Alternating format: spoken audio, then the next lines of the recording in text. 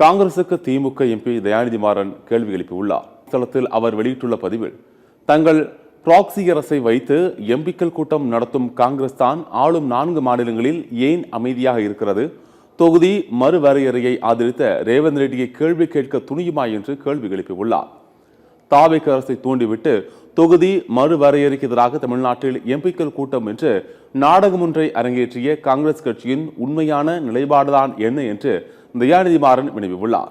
Fair delimitation என்ற நிலைப்பாட்டில் இருந்து நோ டீலிமிட்டேஷன் என்று அடித்திருக்கும் பல்டி தமிழ்நாட்டில் மட்டும்தானா, இல்லை அனைத்து மாநிலங்களுக்கும் பொருந்துமா? அப்படியெனில் காங்கிரஸ் ஆளும் 4 மாநிலங்களில் இப்படியான எம்பிக்கள் கூட்டத்தை ஏன் நடத்தவில்லை என அடுக்கடுக்கான கேள்விகளை முன்வைத்துள்ளார்.